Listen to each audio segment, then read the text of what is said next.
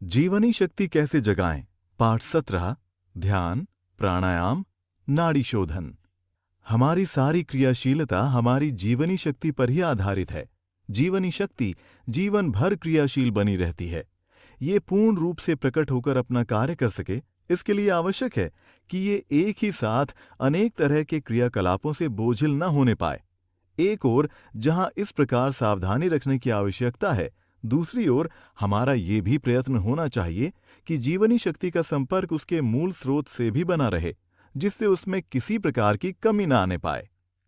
ध्यान, निष्क्रियता। जब हम रात्रि में गहरी नींद में सोते हैं तो सुबह उठने पर अपने को तरोताजा महसूस करते हैं। ऐसा लगता है मानो सारी थकावट और कमजोरी चली गई। ये इस कारण होता है कि गहरी नींद के समय हम निष्क्रियता की स्थिति में होते हैं। जागृत अवस्था में शरीर, मन और बुद्धि की क्रियाओं के माध्यम से ही अहम क्रियाशील रहता है। अतः शरीर, मन और बुद्धि की गति रोकने से अहम का विलय हो जाता है और हमारा संपर्क शक्ति, आनंद और ज्ञान के स्रोत भगवान से हो जाता है। इस प्रकार ये निष्क्रियता ही हमें तरोताजा बना देने में समर्थ होती है। जब तक निष्क्रियता का अभ्यास नहीं करेंगे, तब तक पूरी क्षमता के साथ कार्य करने की शक्ति नहीं प्राप्त होगी। दोनों एक दूसरे के पूरक हैं। सच तो ये है कि निष्क्रियता ही क्रियाशीलता का आधार है। इस निष्क्रियता की साधना से शरीर, इंद्रियां, मन, बुद्धि और अहम सभी स्तरों पर चल रहे व्यापार रुक जाते हैं, जिससे जीवनी शक्ति अपने सहज स्वरूप में स्थित होकर अपने मूल स्रोत से संपर्क द्वारा पूर्व क्षमता को प्राप्त कर लेती है। ध्यान की उपयोगिता। जीवनी शक्ति को जगाने में ध्यान की महत्वपूर्ण भूमिका होती है। इससे सारे तनावों के दूर होने में सहायता मिलती है और इसके माध्यम से अपने ही अंदर स्थित उस जगत में पहुंचा जा सकता है जहां जीवन है और आनंद ही आनंद है। इसलिए सभी धर्मों और मान्यताओं में ध्यान पर विशेष बल दिया गया है। वर्तमान काल में भी संसार के प्रबुद्ध व्यक्तियों का रुझान ध्यान की ओर तेजी से बढ़ रहा है और ये स्वीकार किया जा रहा है कि मन में संतुलन बनाए रखने के लिए ध्यान एक प्रभावकारी साधन है। इसमें इंद्रियों का व्यापार रोकने के साथ साथ मन रोकने का भी अभ्यास किया जाता है। इस प्रकार के अभ्यास की अनेक प्रणालियां प्रचलित हैं। जागृत अवस्था में आंखें मूंदकर रीढ़ की हड्डी सीधी कर उचित आसन पर बैठने के बाद अंदर जो कुछ भी हो रहा हो, मन जहां कहीं भी भाग रहा हो, उन सब के प्रति तटस्थ भाव रखने से भी क्रमशः दिमाग रुकने लगता है और इससे वांछित लाभ प्राप्त होने लगते हैं। नाम जप के अभ्यास के माध्यम से आने वाली आत्मविस्मृति से भी इस प्रकार की उपलब्धि होती है। तब जीवनी शक्ति पूर्ण रूप से जागृत हो उठती है।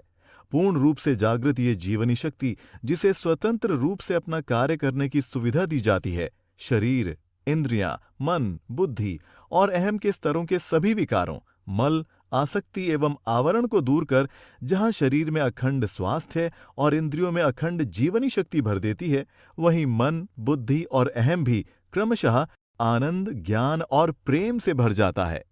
प्राणायाम। प्रारंभ में ही श्री गीता के अध्याय 15 के श्लोक 14 का उद्धरण देकर बताया गया है कि भगवान ही वैश्वानर अग्नि के रूप में प्राणियों के शरीर में रहते हैं तथा प्राण और अपान को युक्त करके चतुर्विध भोजन को पचाते हैं। अहम वैश्वानरो भूत्वा प्राणिनाम देहमाश्रितः। श्री गीता। पचाने में प्राण और अपान से भोजन को युक्त करने की बात कही गई है। इससे स्पष्ट संकेत मिलता है कि पाचन क्रिया में प्राणवायु, जो नाभि के ऊपर रहती है, और अपान वायु, जो नाभि के नीचे रहती है, दोनों के योग से पाचन क्रिया होती है। योग की ये क्रिया प्राणायाम से ही संबद्ध है। प्राणायाम में पूरक, कुंभक और रेचक 3 क्रियाएं होती हैं। पूरक में प्राणवायु को गुदा स्थान तक ले जाकर अपान वायु से मिलाते हैं। कुंभक में प्राण और अपान दोनों की गति को शक्ति के स्थान नाभि में रोक दिया जाता है और रेचक में अपान को प्राणवायु द्वारा बाहर की ओर फेंक दिया जाता है। इस प्रकार प्राणायाम की तीनों क्रियाएं प्राण और अपान से ही संबंधित हैं। इससे स्पष्ट है कि प्राणायाम की महत्ता प्राचीन काल से ही स्वीकार की गई है। इससे मनुष्य स्वस्थ और निरोगी रहकर जीवनी शक्ति पर पड़ रहे भार को कम कर सकता है। देश और विदेशों में भी प्राणायाम अच्छे स्वास्थ्य के लिए उपयोगी साधन के रूप में स्वीकार किया जाता है। ये अवश्य है कि इसकी कोई सर्वमान्य विधि नहीं है। इसलिए इसका प्रारंभ तभी करना चाहिए जब इसका कोई पूर्ण जानकार व्यक्ति सुलभ हो, वो स्वयं भी प्राणायाम करता हो तथा सदा निरोग रहता हो। नाड़ी शोधन। प्राणायाम आरंभ करने के पूर्व नाड़ी शोधन का होना आवश्यक है।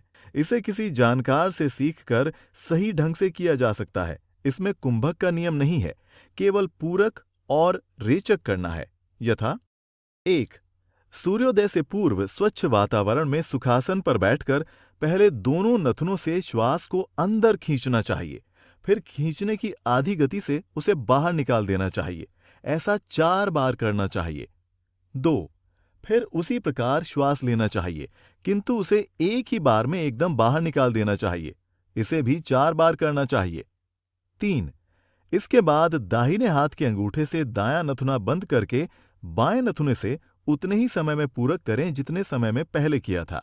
तत्पश्चात दाहिने हाथ की ही मध्यमा व अनामिका अंगूठे की ओर से तीसरी और चौथी उंगलियों से बाएं नथुने को बंद कर दाहिने नथुने से पूरक के दुगने समय में रेचक करें। ये एक क्रिया हुई। इसके बाद जिस दाएं नथुने से दुगने समय में अभी रेचक किया था, पुनः उससे पहले की भांति पूरक करके उसे अंगूठे द्वारा बंद कर बाएं नथुने से उंगलियों को हटाकर उसके दुगुने समय में रेचक करें। अब संख्या 2 हो गई।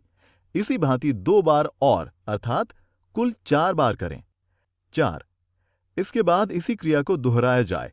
अंतर केवल ये होगा कि रेचक वेग से किया जाए, जिससे एक ही बार में श्वास एकदम बिना कोई झटका लगे बाहर निकल जाए। नाड़ी शोधक प्राणायाम से नाड़ियां शुद्ध होती हैं और गले के ऊपर अटके हुए कफ आदि विकार आसानी से निकल जाते हैं। इस क्रिया के बाद प्राणायाम या ध्यान करने में सुगमता होती है और इनमें शीघ्र सफलता की आशा भी की जा सकती है। प्राणायाम से स्नायविक दुर्बलता को मिटाने और जीवनी शक्ति को जगाने में सहायता मिलती है। इनसे जठराग्नि प्रखर होती है, जो जीवनी शक्ति के जागरण का स्वतः एक पुष्ट प्रमाण है। ध्यान का विज्ञान पुस्तक का अध्ययन करें।